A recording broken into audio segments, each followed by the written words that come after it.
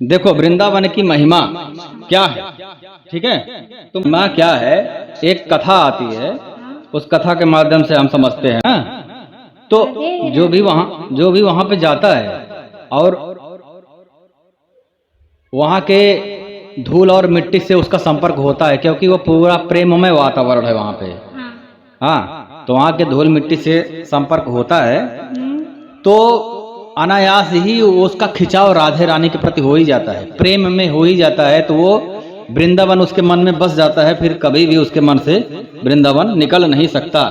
प्रेमानंद जी महाराज भी क्या कहते हैं कि यदि कोई एक बार भी अगर वृंदावन आ जाए तो उसके वृंदावन से कभी सोच नहीं उठेगा, सोच कभी भी उसका निकलेगा नहीं, उसका मन वहीं रहेगा। और अगर मर भी गए तो भी, मर गए तब भी उसको नरक का द्वार तो नहीं देखना पड़ेगा। तुम सही बोल रहे हो, निश्चय किशोरी तो नहीं मिलेगी, प्रेमानंद जी का वाक्य है ये, लेकिन नरक का द्वार नहीं देखना पड़ेगा। इतना ज्यादा प्रभावशाली है श्रीधाम वृंदावन।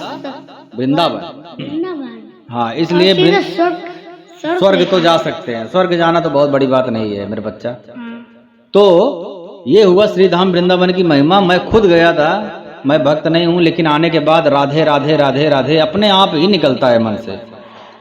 तो इसके बारे में कथा आती है कि एक बेटू संत थे, उनका नाम था हरिराम, संत हरिराम थे वो। हाँ, वो बहुत बड़े ज्ञानी हुए। अच्छा। तो सब लोग ये बोलते थे कि या तो वेद व्यास जी ज्ञानी हैं सनातन धर्म में, या फिर हरि राम जी ज्ञानी है, ऐसा सब बोलते थे। उनको बहुत ज्ञान था। अच्छा। तो जब ज्ञान था तो ज्ञान का अहंकार भी होना स्वाभाविक है, तो उनको ज्ञान का अहंकार हो गया। तो उनको लोगों ने क्या बोला कि तुम एक काम करो, तुम पूरे विश्व में शास्त्रार्थ करो, क्योंकि तुम जीत जाओगे शास्त्रार्थ में, सबको हरा दोगे तो तुम विश्व विजेता बन जाओगे।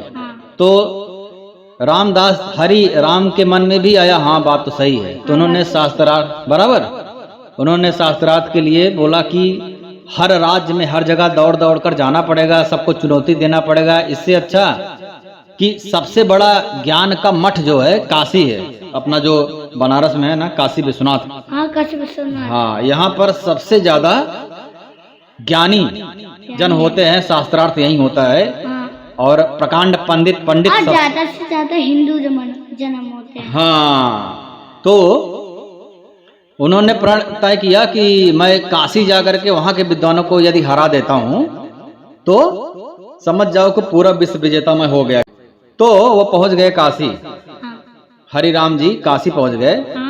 तो यह सुन करके काशी के जितने विद्वान थे वो सब डरने लगे कि अब क्या होगा, नासांचा काशी। तो वो भगवान शिव का नाक जो है उसको काशी बोला जाता है।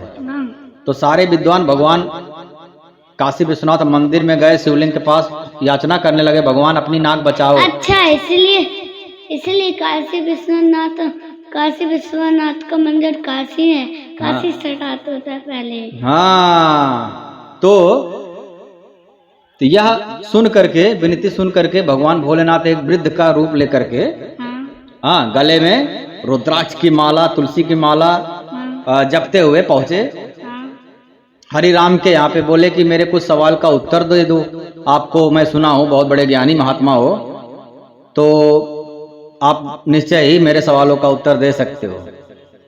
तो हरिराम ने बोला पूछो, क्या पूछना है। तो उस वृद्ध जो आदमी थे वो भगवान शंकर ही थे। तो उन्होंने पूछा कि बताओ कि सत्य क्या है और असत्य क्या है। तो बोले ब्रह्म सत्यम ब्रह्म जगत मिथ्या, केवल भगवान ही सत्य है और सारा संसार मिथ्या है। तो बोले कि विवेकी को क्या करना चाहिए। तो उसका उत्तर दिया, विवेकी को असत्य का हटा करके सत्य की तरफ चलना चाहिए, जो असत्य हो उसको छोड़ देना चाहिए और जो सत्य हो वहीं चलना चाहिए।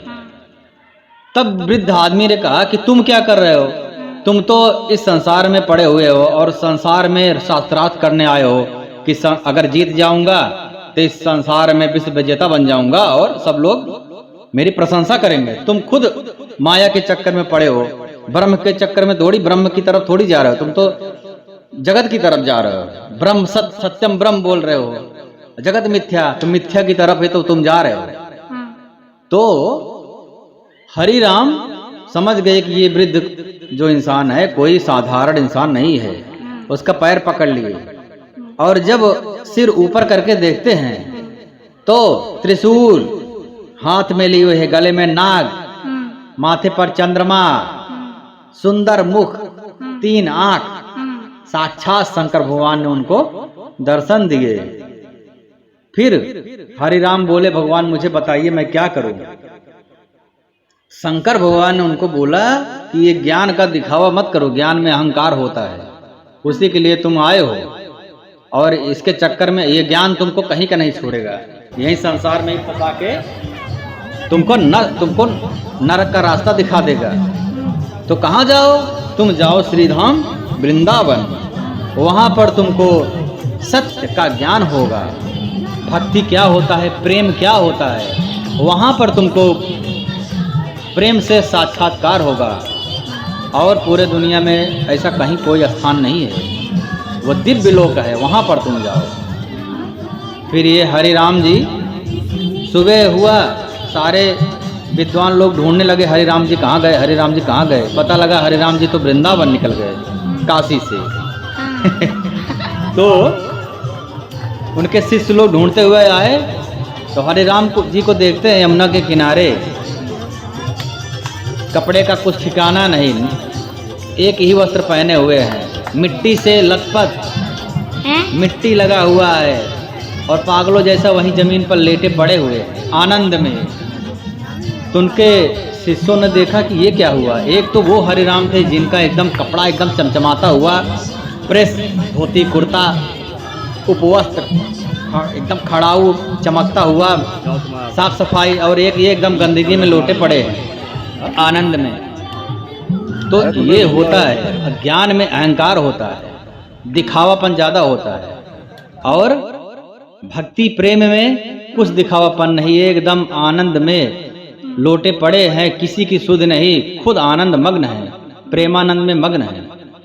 तो यही तो है कि हरि व्यापक सर्वत्र समाना, प्रेम ते प्रकट हो ही मैं जाना। भगवान प्रेम के अलावा किसी से प्रकट नहीं होते, किसी से प्रसन्न नहीं होते हैं। इसलिए ज्ञान जो है उतना ही ज्ञान जरूरी है, बता दिया जाए ज्ञान की भाई कोई आकर के आपको ये ज्ञान दे, ये भगवान है, बस उतना ही काम है। उसके बाद भगवान से प्रेम करना जरूरी है। अच्छा। ज्ञान का बखान करना जरूरी नहीं, नहीं तो फंस जाएंगे माया के चक्कर में। और यही हाल हुआ था जब उद्धव जी गोपिकाओं को समझाने गए थे श्रीधाम वृंदावन, अपना ज्ञान का बखान करने, और वहां से राधे राधे राधे राधे बोलते पागलों जैसा आए थे, सच्ची ज्ञान लेकर के, प्रेम का ज्ञान लेकर के। बोलो श्री राधे राधे राधे राधे।